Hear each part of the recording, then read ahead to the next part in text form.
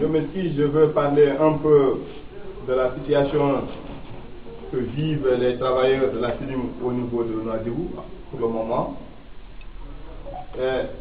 La majorité des travailleurs qui sont là, et d'ailleurs il y a d'autres qui ne sont pas venus, parce qu'actuellement ce n'est pas seulement les gens qui sont là qui sont les grévistes. Moi je peux prendre je peux garantir qu'au niveau de Nouadhibou, là où je suis actuellement, 98% des travailleurs de la CINIM sont en grève ici à Nouadhibou. J'ai des causes pour dire ça. Actuellement, nous, si vous voyez dans ce petit salon, ce n'est pas la question qu'on est comme ça, non. On n'a pas trouvé une autorisation au niveau administratif. Nos délégués, nos voyants délégués, on les remercie beaucoup. Nos délégués sages, nos délégués qui sont compétents, nos délégués qui sont responsables, ils ont fait tout et toutes les démarches pour que cette grève ne vienne pas. Ne vienne pas. Nos délégués n'ont jamais voulu que les travailleurs font la grève. Ici à Nouadhibou. Et je parle à haute voix entre moi et Dieu. Que nos délégués, ils ont fait tous les moyens pour que la grève ici à Nouadhibou ne se fasse pas. Pour beaucoup de raisons. Ils ont fait toutes les démarches au niveau de la CINIM, la direction de la CINIM. Ils ont fait plusieurs réunions. Et les délégués qui vont parler après moi ne vont pas me laisser démentir. Ils ont fait plusieurs réunions avec le DH. Ils ont fait plusieurs réunions avec le Abidine. Ils partent jusqu'à trouver un accord. Et c'est la direction de la CINIM qui les trahit. Et je mesure bien mon mot, qui les trahit. Tout dernièrement. Je ne parle pas des réunions précédentes. Tout dernièrement. La dernière réunion qu'ils ont fait avec la DRH. Ils étaient d'accord, ils étaient conclus qu'on laisse la grève, que la direction va aller à Jouerat pour faire les négociations. Ça fait vers 18h, 19h, jusqu'à 20h. Moi, à ça là, j'étais aux ateliers.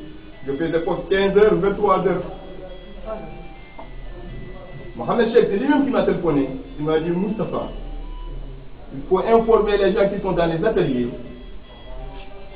Ils n'ont qu'à être à l'écoute. Pour le moment, il n'y a pas de grève. Parce qu'on est d'accord avec la direction qu'ils vont faire des commissions qui vont aller de l'endemain à Zurich pour faire des négociations. J'ai informé toutes les deux. 10 minutes après, ils m'ont rappelé en disant que le DRH les a téléphonés en disant qu'il ne peut plus honorer l'engagement qu'il avait fait avec les délégués. C'est en ce temps-là, malheureusement, la majorité des syndicats qui étaient au local délégué, ils ont voulu adopter la grève. Ça veut dire que les travailleurs n'ont pas fait un faux pas, jusqu'à présent. Et nos délégués, lorsqu'ils ont déclenché la grève avec les travailleurs, d'ailleurs, je peux dire, c'est les travailleurs qui ont poussé les délégués comparé à la grève. Parce qu'ils n'ont plus la confiance à la direction. Et ils ont fait leur démarche. Avant ça, ils avaient fait tout. Ils avaient fait les frais à 10 jours. On a négocié. Après les 10 jours, il n'y a rien qui est abouti. Après la grève, ils ont parti encore faire les réunions. Avec le Wali, avec le Hakim, avec le commandant de la région, avec le directeur de sécurité. Et tout ça, c'est pour que on arrive à régler ce problème le plus tôt possible. Parce que la grève, je vais vous dire ça. La grève, il n'y a personne qui va gagner sur la grève. Ni les travailleurs, ni les familles, ni le gouvernement. Ça, il faut être honnête et sincère. Si on fait la grève, nous les travailleurs, on va rester sans salaire. La CINIM va perdre. Moi, j'anticipe que la CINIM va perdre. Et les familles vont perdre. Pourquoi la CINIM va perdre? Nous, avant la grève, on travaillait 24 sur 24 sur les chantiers, en tant qu'agent sur le 500. 24 sur 24. Il y a des gens qui montent 7 h du matin, 15 h. Il y a d'autres qui montent 15 h, 3 h du matin. C'est pour que la production continue. Actuellement, la CINIM roule à quelle position? Pour la moitié. Quelqu'un qui tourne 24 heures sur 24, on n'arrive pas réellement à atteindre l'objectif qu'on voulait annuellement. Ici, on tourne à moitié. Et aussi, là, une marche. C'est la vérité ou bien c'est les mensonges? Il faut parler de la vérité. Même si tu vas mourir, il faut parler de la vérité. Même si on va me couper la tête, moi je vais dire la vérité. Pas, je vais dire la vérité, je vais dire la vérité. Et c'est pas bon ce qu'on est en train de faire ici, en tant que gréviste. Et c'est pas bon ce que la CNIL est en train de faire en tant que dirigeant CNIL. Et c'est pas bon ce que le gouvernement est en train de faire, laisser ce problème pourrir pour le pays. Et ça va répercuter sur l'ensemble des territoires. Parce que moi qui ai de beauté, il faut que je travaille pour envoyer l'argent chez moi. Après nourrir ma famille qui est là. Mais quand je ne travaille pas, est-ce que mon papa, maman va trouver l'argent? Il va sentir la grève.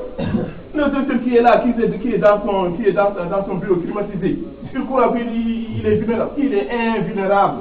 Parce que si la vie ne marche pas, ça ne va pas marcher pour tout le monde. Ni nos ouvriers, nous les maîtrises, ni les cadres. Et moi, je n'ai pas peur de parler de ça. Et même si on m'appelle devant le détergent, je vais le dire.